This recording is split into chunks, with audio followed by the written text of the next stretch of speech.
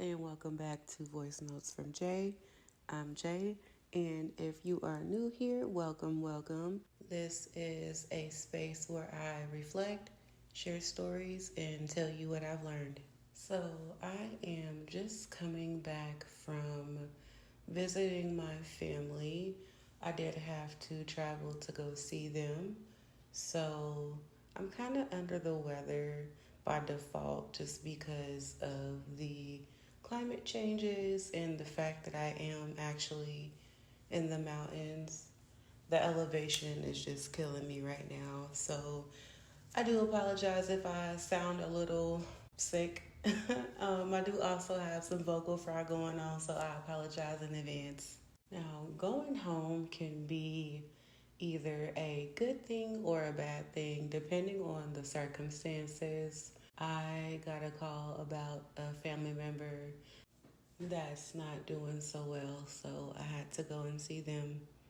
But it was overall a very interesting experience being back home. Some people were very happy to see me and embrace me, and some didn't, and that's okay because relationships are different for everybody in the family.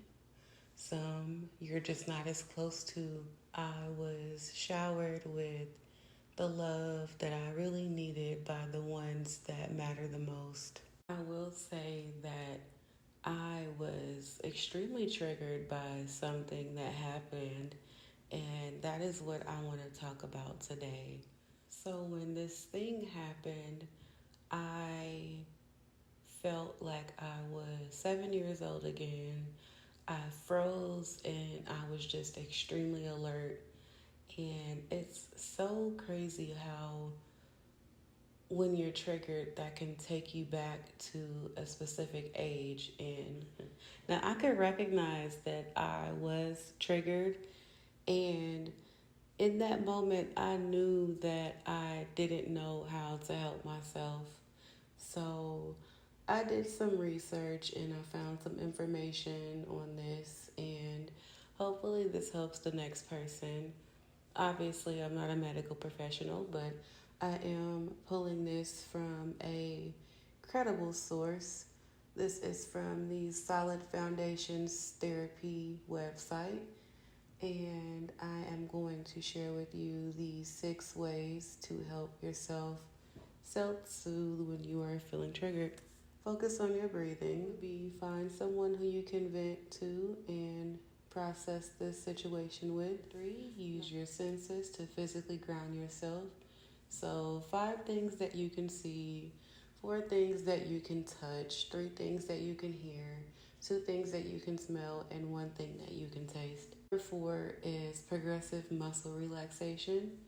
So start from the top of your body to the bottom and literally just relax. 5 is give yourself a spa-like warm bath or shower at home. And you know, I told y'all I like to cook myself in the shower. 6, practice repeating a coping statement. What I did in that moment, I told myself that I was okay and I'm not a child, I'm safe. And after I did those things, I was okay. I also went to the gym because after I lost the feeling of being scared, I was just pissed off, like extremely angry. So what better to do than go to the gym and get all that out there? I really enjoyed seeing my family, but just from that experience, I know that I have to set boundaries and consider the situation that happened the next time that I go home. I think it is good to have boundaries in place when you know that you may be put in a situation where you may be triggered.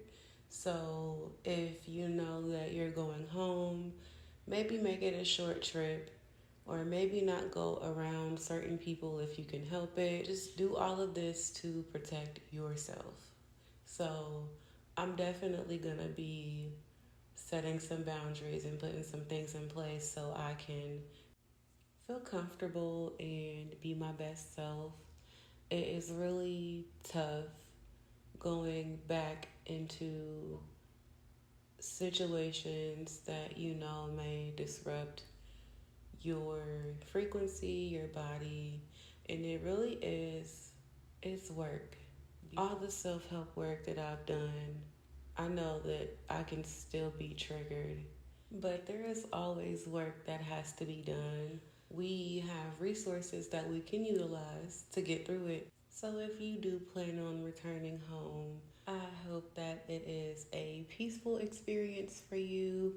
And if you are coming into a situation that is toxic, I hope that you do what's best for you. Remember to set those boundaries and find healthy ways to cope with what you are dealing with. I think that is super important, and that is the thing that helped me. Y'all take care. I hope all is well, and I will talk to you later.